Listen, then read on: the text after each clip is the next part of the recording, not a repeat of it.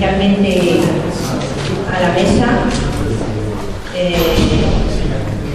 Parece ser y es que el tema de la conferencia ha despertado mucho interés y las tres entidades organizadoras, la Asociación de Vecinos, Villaviciosa Ecológica y la Asociación Cultural Aqua, están muy satisfechos por el nivel de asistencia.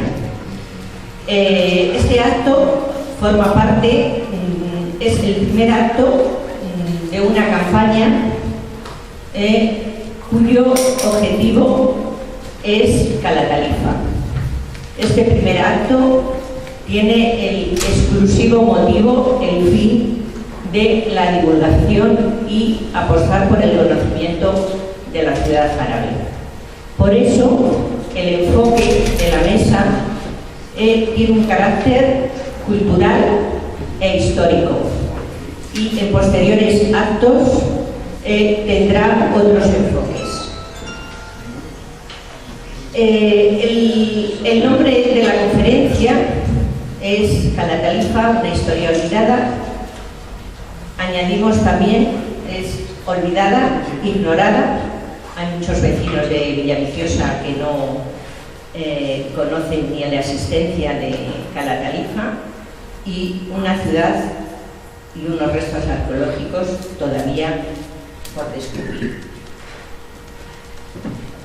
El reconocimiento y el valor de un patrimonio es algo que a lo largo de estas 2 horas va a salir continuamente, con lo cual no lo voy a mencionar. Simplemente decir que Calatalifa pertenece a la historia, fue historia, es historia, y entre todos tenemos que poner nuestro granito de arena para dejárselos a las futuras generaciones. Quiero presentar a los componentes de la mesa. A mi derecha está Alejandro Herrera, vecino y actualmente concejal de Villaviciosa de Odón, donde va a tener una intervención desde el punto de vista de la emoción, que creo que la vinculación emotiva también con el patrimonio existe. Maite Fernández Madrid es jefe de estudios del Instituto Calatalifa, es doctora en Historia del Arte y nos va a dar una visión de por qué la institución pública, el Instituto Público, tiene ese nombre. A mi izquierda nos encontramos con el ala de los historiadores.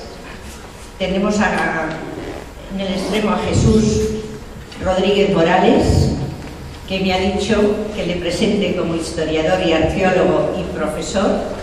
Es autor de un trabajo muy interesante que lo tenéis a vuestra disposición, todos por internet, en formato PDF, Calatalifa, Historia de una zona. Y aquí a mi lado tengo a Manuel Retuerche Velasco, que he visto un currículum de 16 páginas y digo, voy a imprimir solamente la primera. Es doctor en Geografía e Historia, profesor, vinculado al patrimonio histórico, a las excavaciones y además de ese fondo como historiador y como arqueólogo, pues la presencia hoy está aquí porque fue el arqueólogo que estuvo en las excavaciones de la década de los 80. Con lo cual yo creo que es una oportunidad de oro tenerle aquí en nuestra mesa. Y ya para dar paso a los ponentes, le he pedido a Jesús permiso para leer cómo empieza su trabajo que os he comentado, Calatalifa, Historia de la Fortaleza. Dice, ¿qué es Calatalifa? Calatalifa es el nombre que recibe una antigua población, hoy desaparecida, situada junto al madrileño río Guadarrama.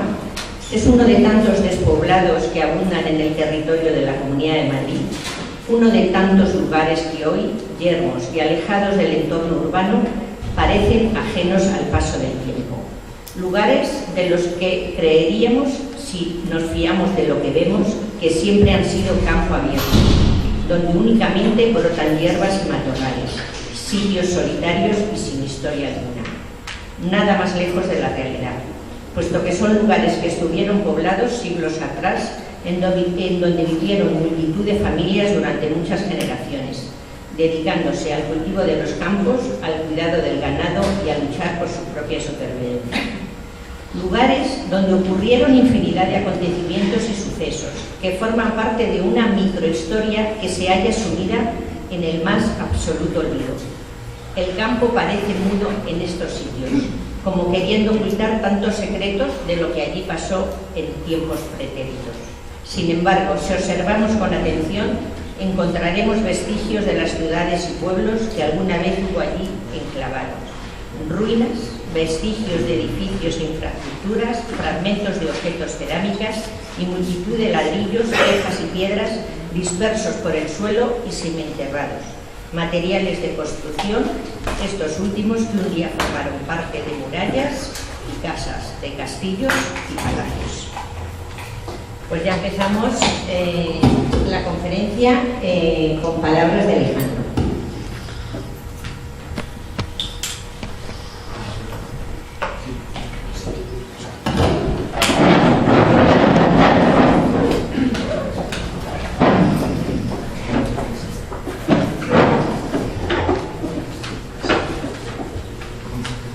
Muchas gracias, Paloma. Hola.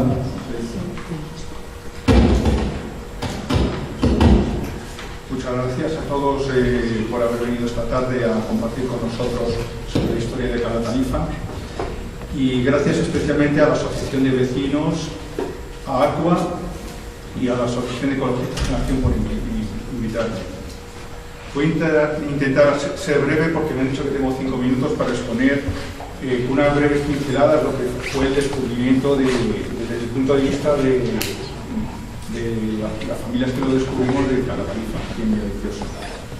Bien, cuando me invitaron a participar en esta mesa, me propusieron que contara mis experiencias, mis sentimientos, el hecho del descubrimiento y las primeras excavaciones que realizamos. En esos años, 1978-80, yo contaba con tan solo 12 años, por lo que mi visión es la de un chaval que iba con su padre de excursión al campo a excavar estas ruinas, ¿no? Por lo que también creí que era importante contar con otra visión que fue de la gente que estuvo excavando, ¿no? Mi padre falleció, entonces me puse en contacto con una de las personas que quedaban todavía vivas, que se llama Emilio Vaquero, pero que él no puede estar aquí porque, tiene problemas de salud. Y con él me ayudó a un poco a componer lo que era mi visión más la visión de las personas que estuvieron ahí con más criterio. Para entender el descubrimiento del yacimiento de Calatalifa hay que conocer a grandes rasgos el contexto sociopolítico que se vivía en aquellos años en nuestro municipio. Yo veo que muchos de ustedes no son de aquí, entonces quizá un poco desconocían qué es lo que estaba ocurriendo a nivel del municipio. Quizá, puede ser un reflejo a nivel nacional, pero en el caso del municipio de Villaviciosa es un municipio muy cerrado, un municipio que antes era un municipio rural. Estamos hablando en esta época de la transición, después de 40 años de dictadura en la que no era posible participar de la vida política, social y cultural del país. En Villaviciosa, en estas fechas de la transición, se crean el primer centro cultural, los bajos del edificio, los grupos de teatro, cineforum, etc. Se da por parte de la gente hay una gran ganas de participar y de buscar hacer actos culturales y de todo tipo. El descubrimiento de Calatalifa por parte de mi padre y sus compañeros lo sitúan en 1978. De 1978 a 1980 es cuando en los días que no hay problemas con las lluvias vamos a excavar casi todos los fines de semana, ¿no? En cuanto al contexto de la sociedad de Villaviciosa, es una sociedad bien cerrada. En esta época Villaviciosa ronda los 4.800 habitantes, principalmente ubicados en el casco antiguo. Existen las urbanizaciones que, como las conocemos hoy, pero apenas pobladas. Es precisamente en estos años cuando empieza a venir la gente de fuera de Villaviciosa a poblar estas urbanizaciones y a ponerse en contacto con los vecinos de Villaviciosa y a generarse toda esta vida social, cultural, que es lo que podríamos llamar el inicio del despierte del conocimiento por parte de la gente que venía de fuera de la cultura de Villaviciosa, de las raíces, de qué es cómo era este pueblo, de conocer los caminos y todo esto. Y es a partir de ese momento cuando mi padre entra en contacto con vecinos de aquí de Villaviciosa y de la lectura de libros, por ejemplo, como este, de la historia de un árbol, pues empiezan a ver empiezan a pensar, a buscar lo que llamaban la Cueva de la Mora. Y antiguamente la mayoría de la población pensaba que la Cueva de la Mora está situada en lo que es el Forestal, en las canalizaciones que había de agua desde lo que es Campodona al castillo. Entonces, bueno, pues este grupo de amigos empieza a investigar dónde puede estar ubicado las ruinas de la Cueva de la Mora. Y bueno, como les decía, por los libros, pues parece que se ubican en lo que son el margen del río Guadarrama. También se pone en contacto con los vecinos más antiguos y bueno, pues inician una exploración de lo que es los márgenes del Guadarrama. Sin embargo, bueno, pues lo que es el descubrimiento de estas ruinas no fue tan sencillo, pues desde el primer momento contó con la oposición de las personas que tenían tierras de terratenientes de la zona, ¿no? Conflictos, bueno, pues bastante importantes, pues cuando aparecíamos ahí, bueno, pues venían ellos con las escopetas de caza y mediante amenaza no nos dejaban casi pues hacer nada.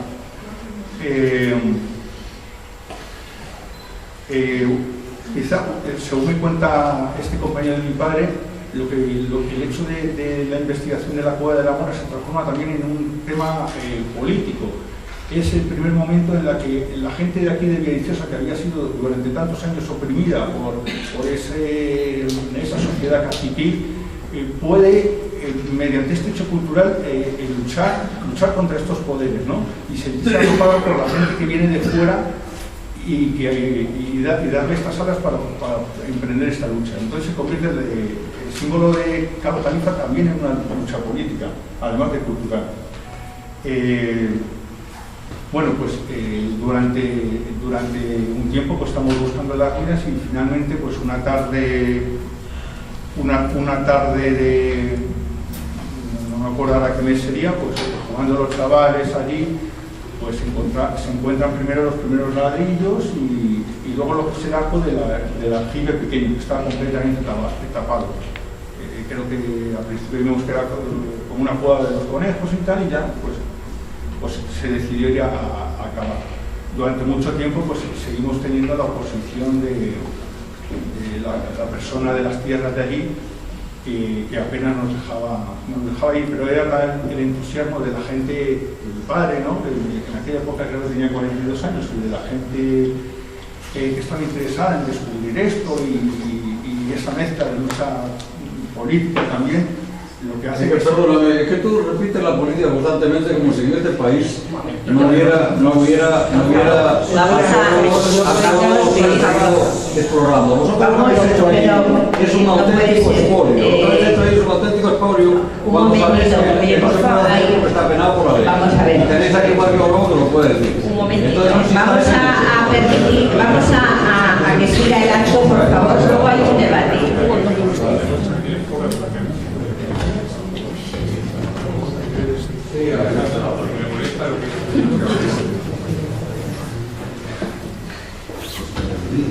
Sí, en alguna ocasión, pues incluso el compañero Emilio se trajo al párroco abelino para que mediara en el asunto, porque bueno, era amigo suyo y bueno, finalmente estos conflictos se dieron, puesto que la insistencia de nosotros de ir casi todos los fines de semana a excavar, pues yo creo que por cansancio pues nos dejaron ahí un poco trabajar.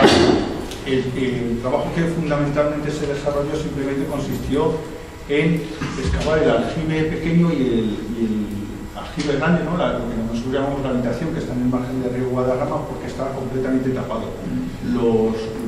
Estas personas de la finca lo que habían hecho es que a lo largo de los años habían ido tapando las ruinas y arando toda esa zona. Con lo que, bueno, nosotros cuando llegamos ahí lo primero que uno veía en el campo era multitud de trozos de cerámica esparcidas por todo el campo. Bueno, pues nuestras excavaciones duraron, me parece que fue hasta 1981, en la que ya por fin la Diputación Provincial de Madrid, con el equipo de arqueólogos, tomó la investigación de este yacimiento y creo que estuvieron excavando ahí durante 3 años o así. Nosotros de vez en cuando íbamos por la tarde, alguna tarde a ver cómo iban las excavaciones, pero nada, ya me dijo mi padre que ya esto se había terminado, ¿no? Estaban ya por fin emprendiendo el trabajo de poner en valor y excavar este importante yacimiento. Yo durante algún tiempo estuve, como había fundado aquí una asociación juvenil, intentando que la Comunidad de Madrid asumiera lo que era mediante un campo internacional de trabajo, pues, la continuación de los trabajos, pero no conseguí respuesta. Y nada, lo último ya que he hecho en mi etapa ahora más moderna, ¿no? En enero fue presentar al Ayuntamiento de Villaviciosa una moción por parte de mi grupo del Partido Socialista para la puesta en valor y las excavaciones de este importante yacimiento. Lo primero que hice es dirigirme a la Dirección General de Patrimonio de la Comunidad de Madrid, que me informó que el primer paso era que el Ayuntamiento se pusiera en contacto con ellos para mostrar algún interés. Y viendo este tipo de interés, pues la Dirección General de Patrimonio de la Comunidad de Madrid, se pondría manos al asunto para empezar los trabajos. Bueno, pues para finalizar, simplemente decir en mi nombre y en el nombre de las familias que estuvimos tanto tiempo excavando, que esperemos que este acto sea un punto de partida, un punto de partida, sí, de todo el trabajo que estuvimos realizando y con el fin de que se ponga en valor este importante yacimiento hasta ahora todavía olvidado. Muchas gracias.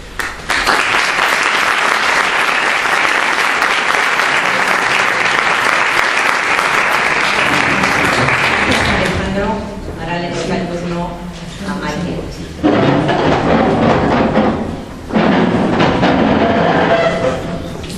Buenas tardes a todos.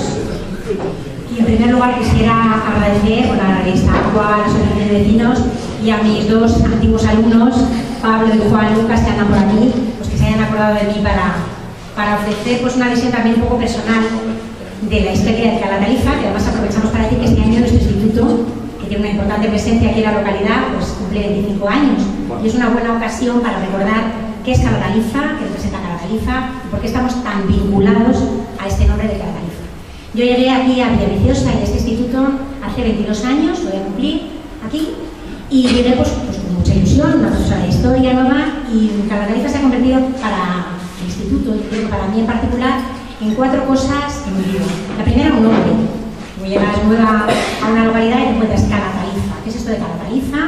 Un nombre, Paco Duque, que fue director del instituto, me contó que se adoptó este nombre pues por no poner ningún nombre geográfico, ningún nombre del Calvario, que es la zona donde está el instituto, ningún nombre de ninguna persona desaparecida, sino vincularlo a una realidad histórica local, que es precisamente la realidad de Calatayud. Esto lógicamente pues estimuló la curiosidad de muchos de los que estábamos aquí y empezamos pues a investigar qué era aquello de Calatayud. Yo lo conocí en una excursión en bicicleta, ¿no?, por las cercanías de Villaviciosa con la profesora de Educación Física, Catalina Rivas, y empezó pues a despertar realmente la curiosidad. Hemos dicho, ¿qué es Cala Talifa? Los alumnos preguntaban muchas veces, ¿qué es esto de Cala Talifa? Pues es un yacimiento, pues es una fortaleza. Y nosotros que Cala Talifa se convirtió para muchos de nosotros en un auténtico filón para trabajar. Es decir, los profesores de historia, y aquí hay algunos de mis alumnos que lo pueden corroborar, muchas veces nos manejamos o nos movemos pues, por conceptos muy abstractos para la realidad que nuestros chicos viven, que hay que explicarles y que hay que contarles. Y Cala Talifa pues, ha sido una referencia muy socorrida para hablar de un fuero en concreto, cuando tú explicas lo que es una repoblación, pues hablar de la repoblación de los Quiñoneros, de Villaviciosa, hablar de lo que es una presura, hablar de un fuero en concreto, el de Alfonso VII de aquí de Villaviciosa en 1141, hablar de la presencia que ha tenido Cala Talifa en la vida de Villaviciosa. Entonces, durante algunos años pues, lo hemos utilizado como referencia y en historia del arte mucho. Para ver que explicamos la historia del arte islámico, pues los sistemas de construcción, las fortalezas, las tecnologías, los usul, la marca media del Guadarrama, pues son referencias constantes que hacemos en clase pues, para que los chicos vean que realmente lo que se explica en el aula no es una cosa abstracta, no es una entelequia, sino que tiene referencias y referencias mucho más cercanas de lo que ellos creen. Siempre en la excursión que representa para ellos una gran sorpresa, Cala Talifa hace años que no vamos, eran dos que siempre se institucionalizaron en el instituto. La primera era a un yacimiento también a Vascos, en Francia de Toledo, frente a la Puente del Arzobispo, que es una ciudad que para los que somos de historia del arte se parece muchísimo a Madrid, como era Madrid en la Edad Media. Les llevamos a los chicos allí a ver la excavación, que además nos daban bastantes facilidades, podíamos entrar, podíamos explicarles, los chicos podían hacer fotos y pasábamos un día bastante agradable, ¿no? Y la segunda era la excursión a Madrid medieval, que también hacemos todos los años, ver la muralla de Madrid, lo que queda de ella, ver cómo evolucionó en época musulmana y en época cristiana.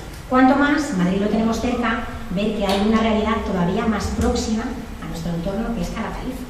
Ver la fortaleza, sus etapas, ver que contaba con dos aljibes, que es una cosa como muy avanzada para la época, todo el sistema que nos habla de documentación de las norias, del sistema que había para sacar el agua, y que realmente ese nombre de Cala Talifa tuvo una población que vivía aquí, que se dedicaba a la agricultura,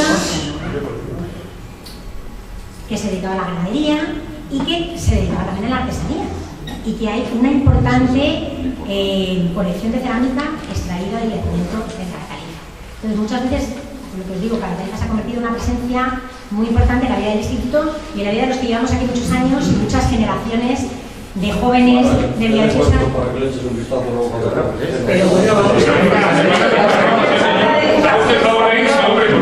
Me voy porque no aguanto.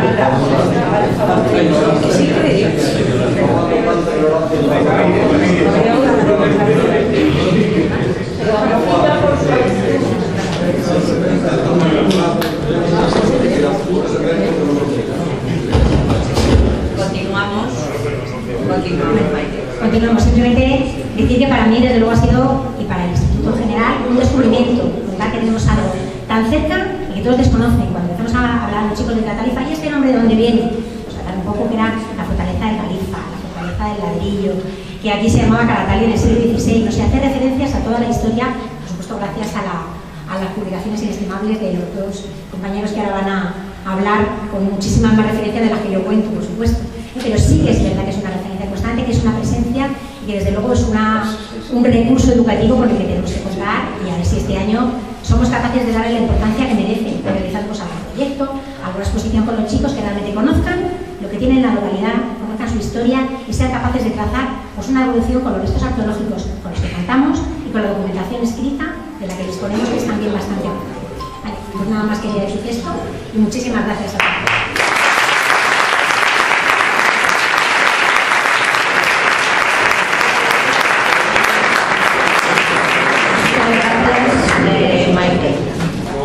A continuación, Jesús Rodríguez tiene la palabra. A ver cómo va. ¿Se oye? No, se oía. ¿Se oía? ¿Está encendido? ¿Tiene el botoncito rojo? No.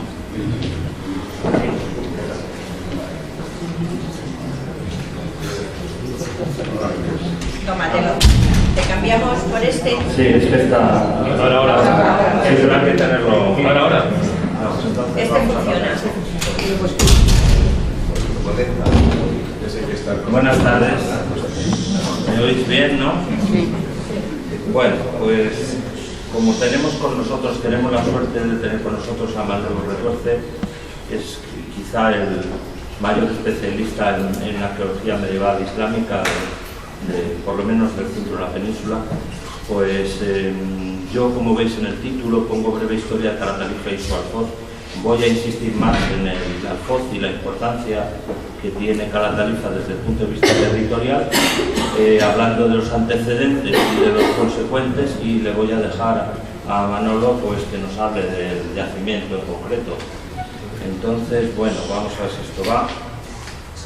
Bien, el yacimiento Calatalifa ya sabéis dónde está todos.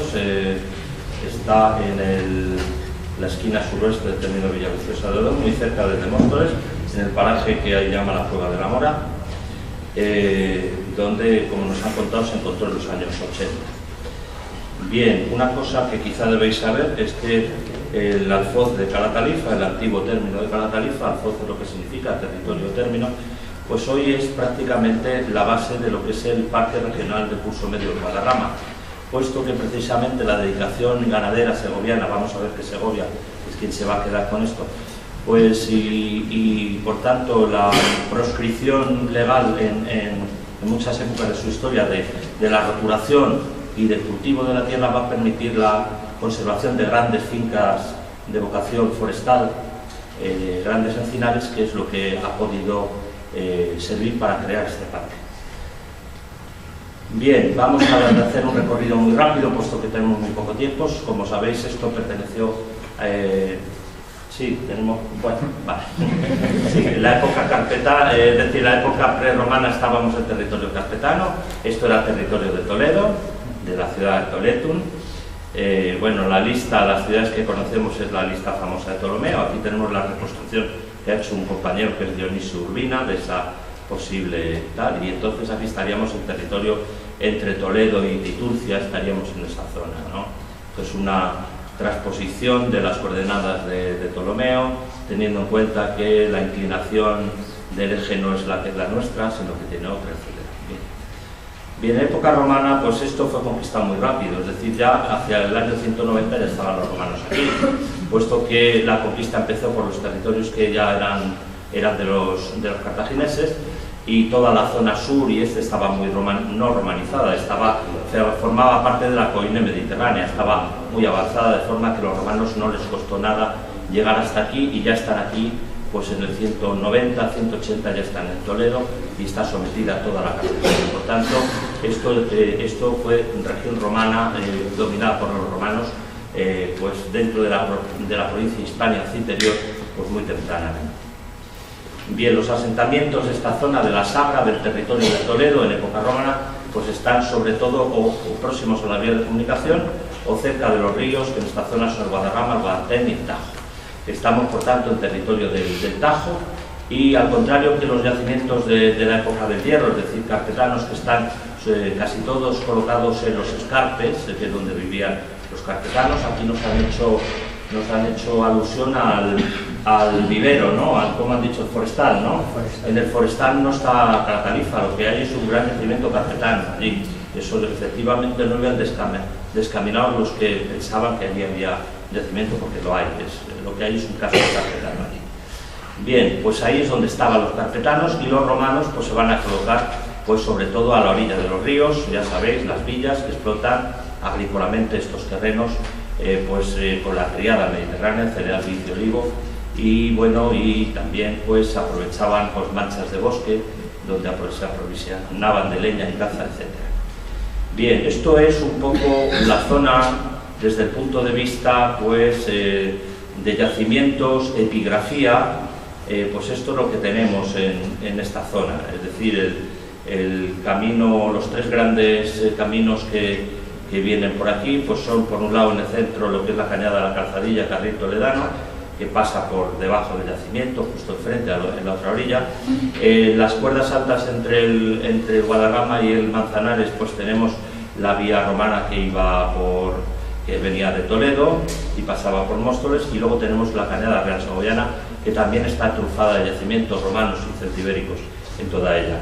La epigrafía, estamos en una región muy romanizada y por tanto pues tenemos pues una gran cantidad de epigrafía. Aquí tenemos no voy a insistir en el tema, pero tenemos algunos de las localidades donde hay inscripciones, desde el norte Monesterio, en el Guadarrama, Santiago, La Cepilla, Villamanta, o Móstoles, San Babilés, que están excavando ahora mismo. Ya sabéis que en Boadilla se están tomando en serio lo de la arqueología y van a poner una preciosidad a disposición de sus ciudadanos.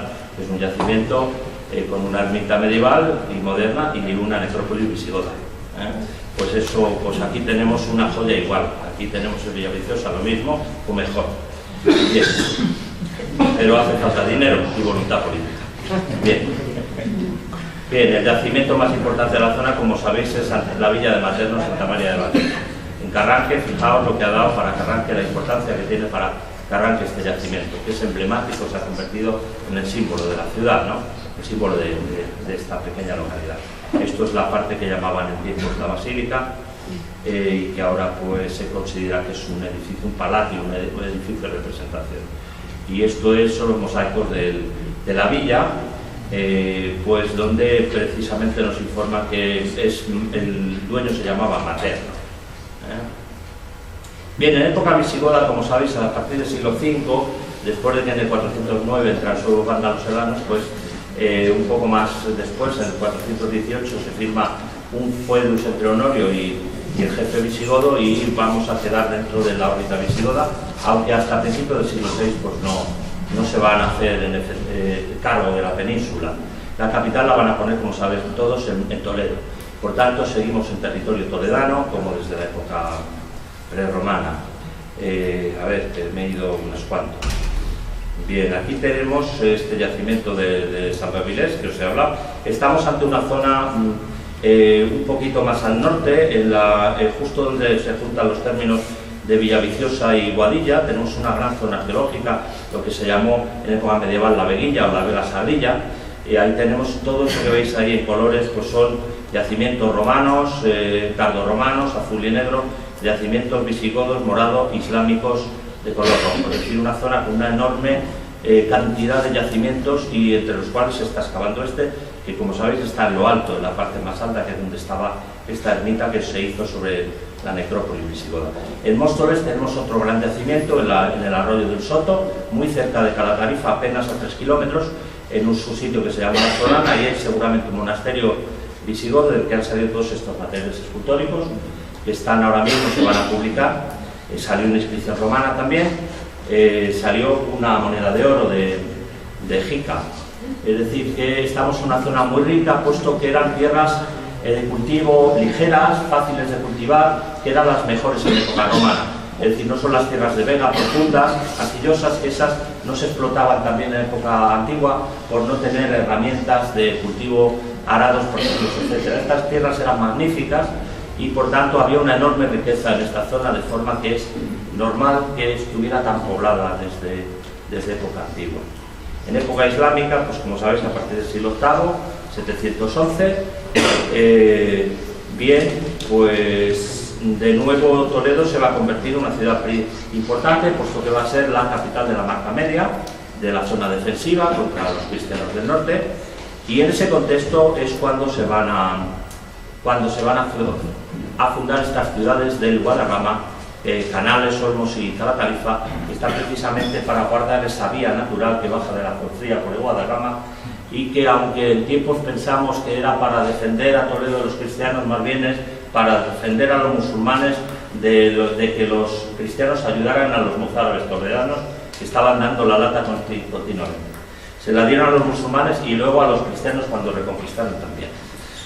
Los mozárabes de Toledo, cuyas familias siguieron dominando la ciudad en época medieval.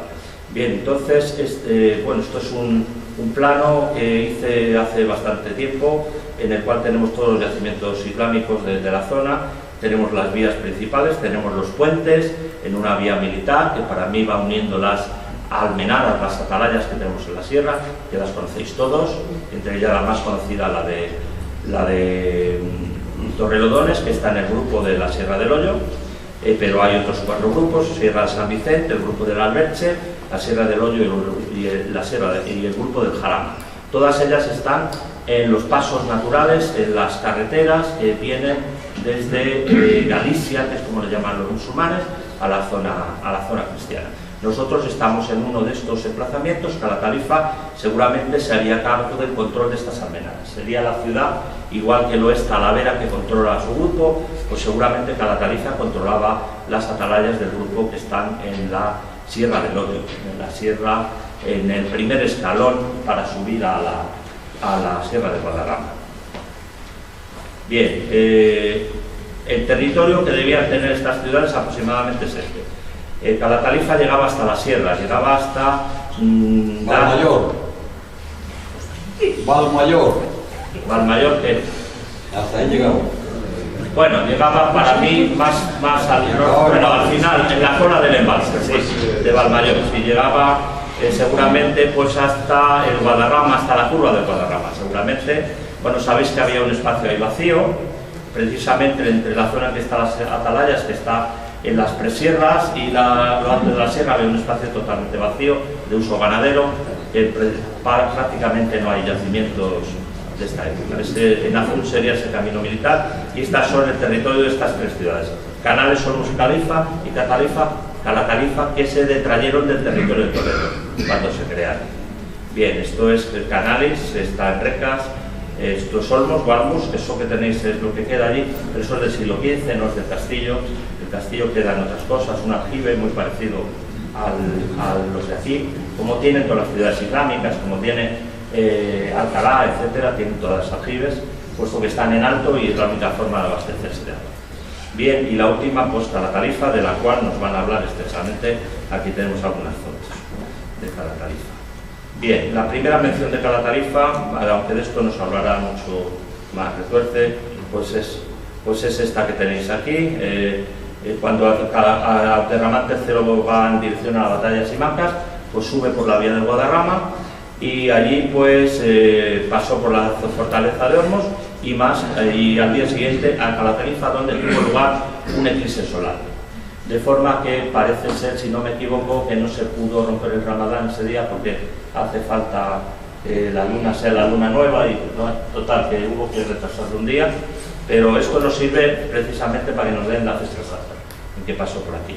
A la vuelta de Simancas, donde tuvo bastante mala fortuna, pues al año siguiente se fortificó el nuevo Gisen de Calatalifa, y bueno, y en ese momento arranca su vida, es decir, a mediados del siglo IX, para terminar, eso no lo va a decir Retuerce más, pero seguramente pues a mediados del XIII o una cosa así es cuando termina definitivamente su población, ¿no? Bien, es la primera ciudad que se ubica junto al río Guadarrama desde época romana, y después no ha habido ninguna tampoco. Es decir, es la única ciudad que podemos decir que es del Guadarrama.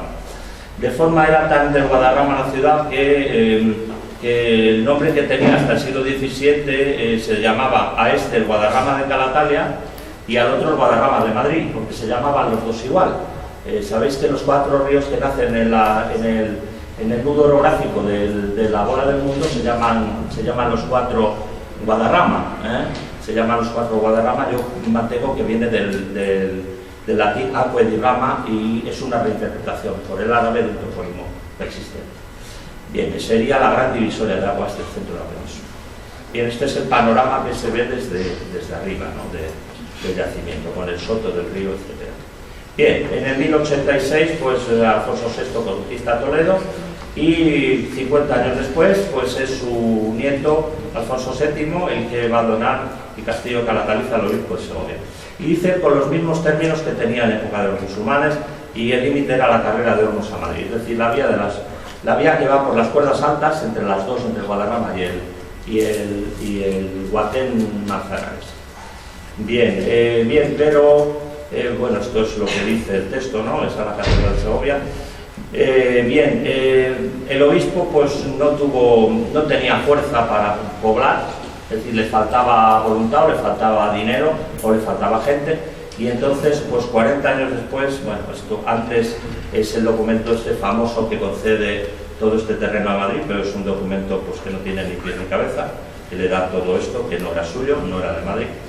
Y bueno, pues ya en el año 1161, pues Alfonso VIII decidió pues retomar Calatalifa, se la recompró al obispo a cambio de un cuarto de las rentas reales en la ciudad, y se la da al concejo de Segovia, con la intención de que sea concejo el que la pueble.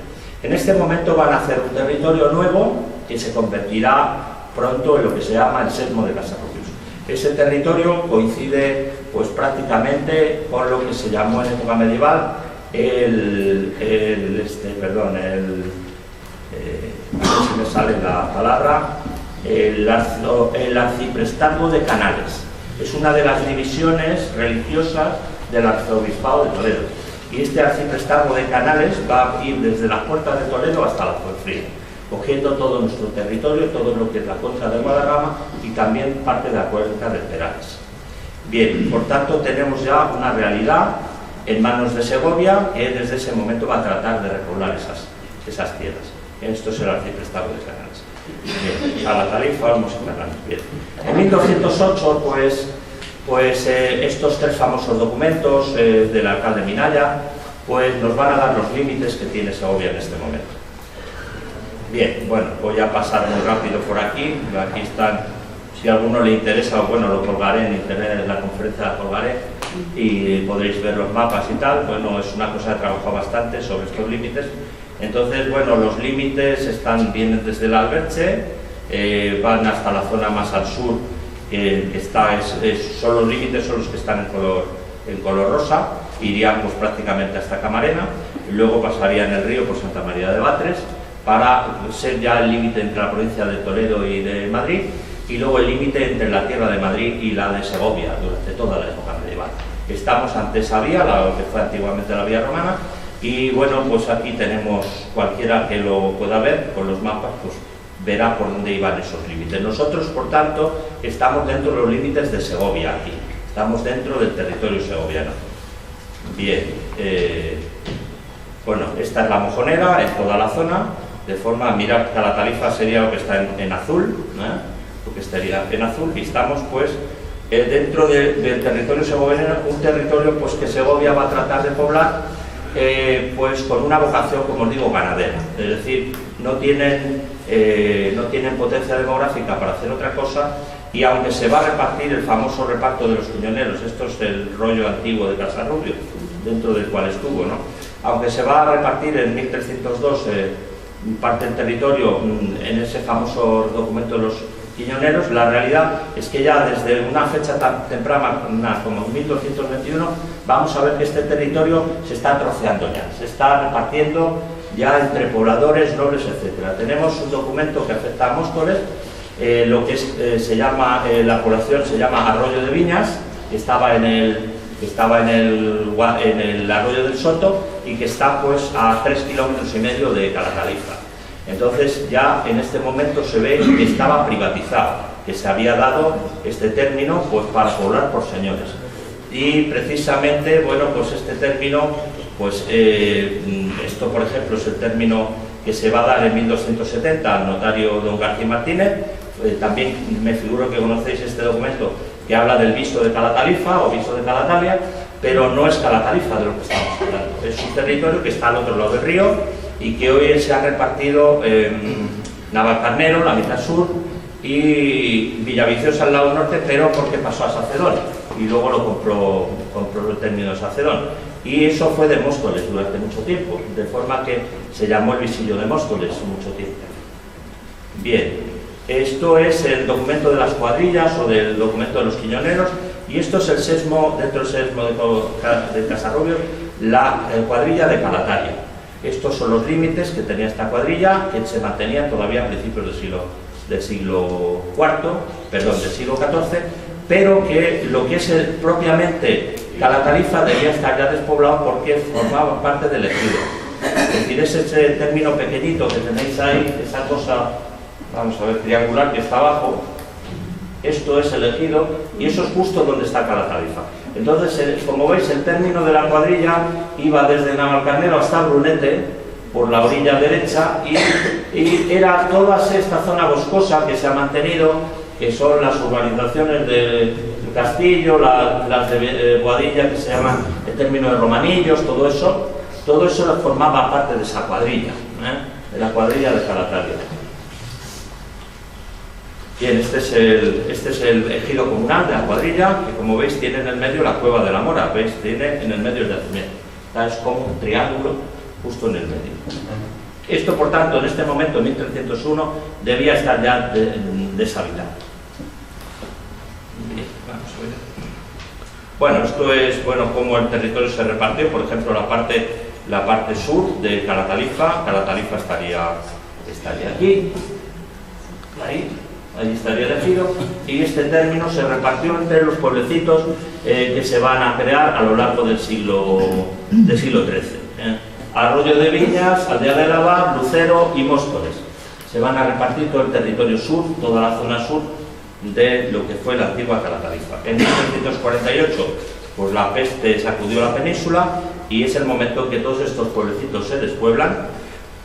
Aquí tenéis sobre un mapa de finales del 18 lo que tenéis en amarillo son lo que eran despoblados ya en el 18, lo que tenéis en rojo son las poblaciones que existen todavía y todo lo que tenéis en verde son despoblados medievales. En la zona, en los que yo conozco al menos son La Veguilla, San Babilés, El Bispo, Calatalifa, Lucero, La Ribota, Alba, Arroyo de Viñas, San Pedro, Arroyo Molinos, Aldea de Lavar. Todos esos son desaparecidos ya en el siglo XIV. Desaparecieron y las poblaciones pasaron a otros lugares más grandes, a lugares más sanos, porque se relacionaba la peste con lo que llamaban lugares enfermos, cerca del agua, etcétera, y entonces todo esto desaparece y las poblaciones van a pasar, pues la gente que queda van a pasar a los lugares que se van a quedar con estos territorios. Este es el reparto que se hace del término de Arroyo de Viñas, y esto es, ya en el siglo XIV se hicieron repoblaciones, se hicieron roturaciones de estos terrenos que eran boscosos, se roturaron y por lo menos en Móstoles, por un documento que tenemos de 1391, sabemos que se repartió entre los vecinos. Se roturó y se hicieron suertes que se dieron a los vecinos. Fijaos, no sé si lo veis, que aquí hay, perdonad, que ahí hay lo que podríamos llamar una centuriación, no sé si lo veis. No sé si veis las direcciones norte-sur y las parcelas muy similares todas, pero es una centuriación del XIV. Los módulos que tiene no son romanos, son del reparto del siglo XIV. Es decir, que esto se repartió el territorio y se roturó y pasó a los vecinos, y esto pasó en todo el término de Calatalifa, en toda la zona sur, porque la zona norte siguió siendo boscosa. Bien, estos son pues la parte que os digo de Móstoles, con los caminos y los topónimos que aparecen en los documentos. Bien, así es como quedó a finales del siglo XV, después de que por un lado, ya sabéis que el condado de Casarrubios se desgajó del sesmo ya en el XIV, y en el XV los reyes católicos pues hicieron donación a los marqueses de Moya, estos que salen a San Isabel, ¿no?, que los estamos viendo todos los días, ¿no?, a Cabrera y al otro, ¿cómo se llama? Bueno, da igual. Bien, pues les hizo donación a los marqueses de Moya, que luego serán condes de Chinchón, les hizo donación de 1.200 vasallos. Es decir, no es que le dieron territorio, sino les dijo, contad vasallos, ir contando cada pueblo, y todos, hasta 1.200 los que queráis. Os quedáis con todo. Se quedaron pues con todo el sermo de Valdemoro, y de la zona esta pues se quedaron, como veis, Quijona, Brunete, La Veguilla, La Zarzuela, La Cabeza, Villaviciosa, etcétera. Y luego por el otro lado, pues el condado de Casarrubios avanzó sobre territorios que eran segovianos, se intentó expandir hacia el norte, ocupando, pues como veis, no solo Casarrubios, sino Valmojado, bueno, no voy a dar todas las poblaciones, ¿no? Bueno, eso es lo que hizo que en 1499, pues, Segovia tuviera que crear la Puebla de Navalcarnero para impedir que se comieran todo. Y como veis, el pobre Móstoles quedó ahí en el medio, ese que pone el lugar de Toledo, quedó en el medio de nadie, dándole por todos los lados, por un lado los Moya, por el otro los condes de Casarrubio, por el otro los de Madrid. Ahí quedamos en el medio, porque yo soy de Móstoles, y a mucha honra, aunque soy de Madrid, soy de Carabanchel, pero llevo 20 y tantos años. Bien, y bueno, pues esta es, al final pues se roturó todo, esa es la última de esas que quedó, que también se parceló. Así se repartió, bueno, hay una serie de pleitos a finales del 15 y principios del 16 entre todos estos pueblos, porque todos ambicionaban estos terrenos, y al final se repartió como os digo, pues esto es lo último, el visillo de Móstoles, que se repartió, veis también las partelaciones. Bien, ¿qué nos quedó? Pues por ejemplo en Móstoles una romería, la de San Marcos, que es un santo que en toda la zona celebra la primavera, y esa romería, ahí tenéis todos los pueblos que iban alrededor, desde Villaviciosa, Sacedón, Navalcarnero, Zarzuela, Arroyomolinos, Móstoles, y al sur la de Santa María de Batres, que iba a lo que es hoy el yacimiento arqueológico que llaman de Carrasco. Bien, ¿qué nos queda? Por tanto, nos queda el topónimo. Aquí tenemos la documentación que yo he encontrado. En 1493 se llama Calataya, en 1635 se llama Caratalia. Caratalia se llama, incluso habla de la vereda que va al castillo de Caratalia, por tanto había todavía conciencia en el 17 de que había un castillo. En el 18, en Castro de Ensenada, de Odón y también de Móstoles, se habla de Caratalia y Caratalia. En 1857, el pago de Caratalia. En el mapa de término municipal de Móstoles del 52-4 aparece el camino de Caratalia. En el mapa actual se llama también Camino de Caratalia. Y curiosamente en Móstoles tenemos una calle de Caratalia que viene de aquí también. Yo mantengo que esta calle, precisamente la presencia de esta calle, ha permitido conservar el yacimiento de Móstoles, porque como Fidel Fuidio estuvo allí en el año 31 y si no hubiera ido él no nos hubiésemos enterado que había yacimiento romano en Móstoles, y fue precisamente por el topónimo Cartaya, porque un amigo suyo que era veterinario del Ayuntamiento de Madrid le habló de su pueblo y de la calle Cartaya y dijo, pero hombre, si, ¿cómo Cartaya? Si en los pueblos las calles se llaman del Olivar, de la Fuente, no Cartayas, eso es el nombre de un yacimiento en Andalucía. Entonces vino y se encontró con esto, se encontró con la Mariblanca, con la Venus de Móstoles, y todavía la calle se llama calle Cartaya. Yo mantengo que seguramente los últimos pobladores de cada tarifa se fueron allí, a Móstoles. Y con esto, pues, siento que ha sido muy apresurado todo, pero espero que les haya gustado.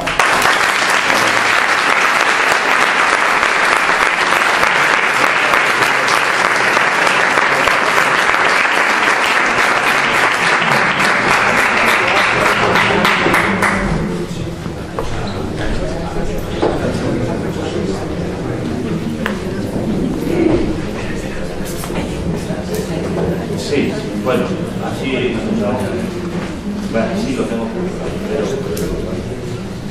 sí, tanto, pero a lo mejor no de esta manera. Por hacerlo con papel. Lo vamos a necesitar, porque me encantaría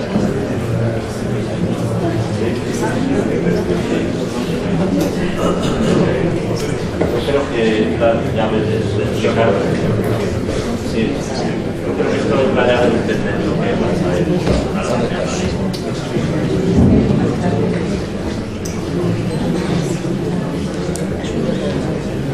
Bien,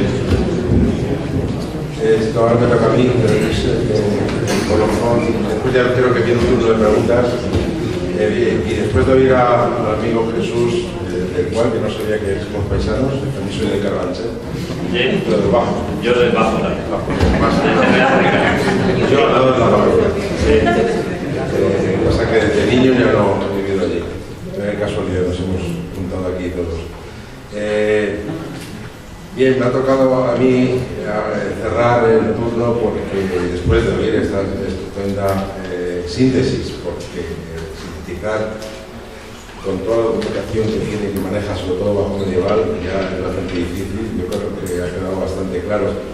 Yo creo que lo tengo más fácil porque en realidad mostraré pistas de aquel proceso de excavación que duró 3 años. Desgraciadamente no se consiguió. Después hubo una campaña, después indicaré, una campaña al cabo de los 5 años, no me acuerdo bien incluso por qué sucedió, que nos dijo la Comunidad Autónoma de Madrid que acudiéramos a descubrir algo, que un vecino había encontrado algo. Claro, lógicamente ya se conocía el yacimiento de la campaña del 80, 81, 82, y allá acudimos otra vez. Bien, sin más dilación, comienzo la intervención. Que se marca dentro de la investigación que se hizo en aquellos años de un proyecto que desde el Museo Arqueológico Nacional el primer proyecto de arqueología medieval en la provincia de Madrid, porque en aquella época la provincia se propuso a la Diputación de Madrid, por aquel entonces, y para que explicáramos el medievo de la provincia. Y fueron, a partir de ese momento, cuando se hicieron las primeras excavaciones de ámbito medieval en la provincia de Madrid. Por un lado, se montaron varios equipos. A mí me tocó el río Guadarrama, a otros compañeros del río Jarama, a otros en Henares y a otros del Alberche. Nos dividimos la zona de la provincia de Madrid pues en varios grupos. Y entonces me tocó contar, y además paralelamente a lo que nos han dicho antes, casi fue en el año 79, cuando subiendo cerros, bajando cerros, subiendo cerros, pues entonces documenté algunos yacimientos y el más importante, sin saber que los amigos del pueblo, entre los cuales, por ejemplo, Emilio Vaquero me ayudó después muchísimo desde la frutería, creo que tenía una frutería, ¿no? Y ahí guardábamos después las carretillas, etcétera, etcétera, y me daba ánimos a continuar porque la verdad que la ayuda era muy poca. Apenas teníamos dinero por parte de la Diputación y allí nos íbamos los estudiantes en el mes de septiembre, casi siempre que se estaba muy bien, el Ayuntamiento nos dejaba las piscinas municipales justo hasta que se cerraban y ahí nos bañábamos incluso con ya la caída de las hojas, con el agua que se iba pudiendo, ya casi acabábamos nosotros de pudrir el agua después de venir de excavación, un grupo de 15 o 20 personas que acudíamos allí ya viniendo el otoño. El caso es que nos ayudaron determinadas personas en la población, también de parte institucional, bueno, pues nos dejaban estas instalaciones y allí pues durante 3 años estuvimos excavando. Y ya digo que todo esto estaba formando parte de un proyecto del medievo de la provincia de Madrid. Y de aquel momento, algunos yacimientos nos ha mostrado Jesús, bueno, pues apenas se conocía nada. Aquí está señalado en rojo lo que ahora mismo sabemos y conocemos de yacimientos andalusíes. Anteriores los hay, posteriores también los hay. Que posteriormente en este mapa se ve mejor ya la caracterización. Atalayas, seguro que falta alguno porque constantemente salen, todos tienen su número, lo que pasa es que aquí ya no lo he traído, formo parte de la ponencia que el año pasado se organizó por la Comunidad de Madrid de Alcalá de Henares, me tocó dar a mí la ponencia de Al-Ándalus en la provincia de Madrid. En ese momento, entonces, bueno, pues discriminamos, cada uno es de una época, no todo es contemporáneo, pero bueno, aquí ya hemos señalado cómo entre las fortificaciones, porque cada paliza se fortifica, son menos, porque están en puntos azules, se fortifica, están las atalayas, están las granjas, están poblados en altura, poblados en llano, etcétera, etcétera, destacan todos los poblados en llano que a partir de las obras de infraestructuras que se han hecho en el sur de Madrid, pues han encontrado que hay poblamiento andalusí muy temprano que enlazan directamente con lo visigótico. Está lleno de poblados visigodos. Gracias a, no hay mal que por bien no venga, pues todas las radiales que se han hecho, autopistas, etcétera, porque ahora la ley obliga, bueno, ya obligaba por entonces a que se excavara cualquier indicio de que hubiera elementos arqueológicos, pero ahora ya sí que es obligatorio totalmente, porque cualquier remoción de terreno no se puede hacer sino por profesionales de la arqueología. Entonces, gracias a esto se han descubierto muchísimos yacimientos en el sur de la Comunidad de Madrid, que enlaza, ya digo, directamente con los visigodos. Y yo creo que ahora, en ese momento, pues bueno, la ignorancia, hace 35 años no estábamos acostumbrados a los avances que ha tenido la arqueología. Por entonces siempre se creía que los muros son siempre de piedra. Son siempre de piedra, no, los muros también son de tierra, e incluso no hay muros. Porque todos estos yacimientos que están en rojo, que son andalusíes, pero que enlazan directamente con los visigodos, resulta que es que no hay ni muros, ni de tierra, ni de piedra. Es que se hacen oquedades en el terreno natural, se baja casi medio metro, y a partir de ahí, con entramado, con ramas, maderas y adobes, en este caso sí que es de tierra, o sea, la arquitectura de entramado empieza directamente con la eslava, con la visigoda que se conoce en Alemania, en Francia, etcétera, etcétera. Resulta que las casas son así. Y justo en Calatarifa, sin habernos dado cuenta en aquel momento, hace 35 años, éramos totalmente ignorantes, pues resulta que es que, viendo, ahora repasando, ya lo veremos, las fotografías que mostraré, es que es exactamente igual a que lo que se ha encontrado por colegas nuestros en estos últimos 5 o 10 años. Yo creo que en Calatarifa también hay un establecimiento de época visigoda. Ahora lo veremos. Bien. Esto está directamente relacionado con Madrid. En su momento yo también dirigí las excavaciones de la Cuesta de la Vega y de la Plaza Oriente, tan polémico, que también me costó no excavar nunca más en Madrid. Me costó eso, la ciudad de Madrid, y me he dedicado a excavar otro yacimiento muy importante. Ojalá se retomara otra vez en las excavaciones de Calatarifa. Yo me gustaría volver por aquí, si se pudiera, pero me dedico a excavar Calatrava la Vieja, donde se funda la Orden de Calatrava la Vieja en Ciudad Real, donde llevo la investigación hace 30 años. Era la única ciudad que había entre Toledo y Córdoba. Y ahí no tengo los problemas políticos que he tenido siempre en Madrid, por todos los partidos, siempre me han metido por medio, y bueno, lo mejor es subir y acabar. Porque la Plaza Oriente salí escaldado en la Plaza Oriente, en la Plaza Los Carros, donde descubrí un acueducto del siglo IX, y bueno, entonces ya digo que mal asunto. Aquí muestro lo que hay y que me costó los casos, los disgustos de la atalaya que hay ahora mismo en el aparcamiento de la Plaza Oriente, que los políticos querían moverla a 10 metros porque estorbaba al aparcamiento en ese momento. Por fortuna se conservó ahí y ahora mismo se aparca en la Plaza Oriente, ahí está conservada, no se parece el entorno absolutamente nada de lo que yo creo que era la Torre Gaona de Madrid. Bien, pero paso ahora, era la muralla de Madrid, evidentemente Madrid no era igual que Calatarifa, Madrid era la que regulaba todo, es la que sale citada, es una medina, más citada en todas las fuentes, pero Calatarifa era una población de las que están también fortificadas, no con esta categoría de paramentos, pero bueno, tiene también su valor.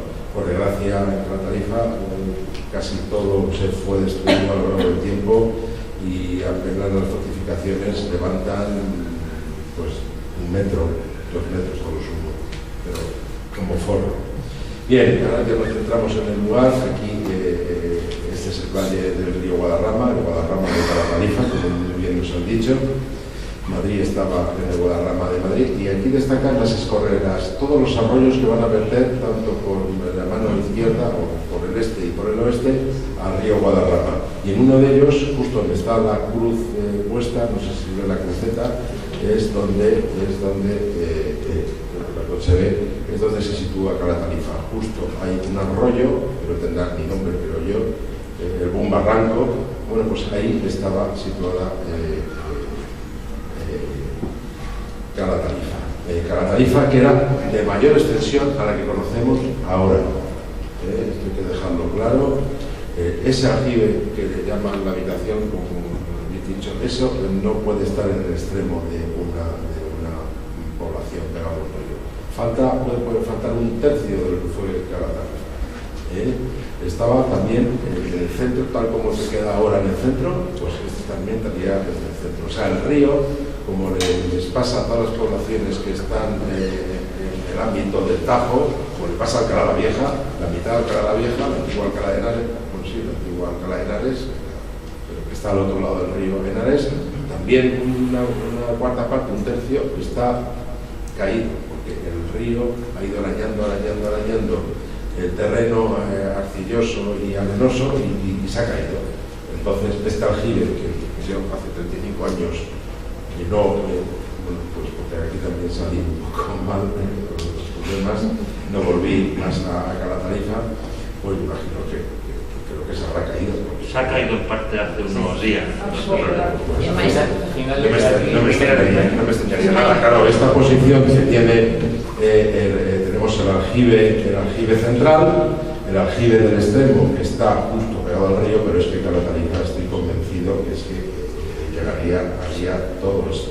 Y no lo hemos pasado mismo. Sí, no, pero todas las extremos y se ve que está caída toda. Les pasa, los ríos han ido dañando, eso es normal, es la naturaleza la que se va comiendo los cerros, que son de arena, y entonces todo se cae. Es difícil, bueno, pues lo que le ha pasado al aljibe de Calatariza.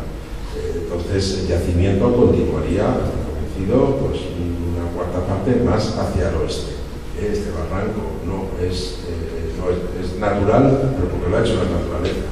Y después todos los barrancos que están al norte, como este, y como el del sur, pues también han ido comiendo. Pero es que pasan todos los yacimientos de la cuenca del Tajo.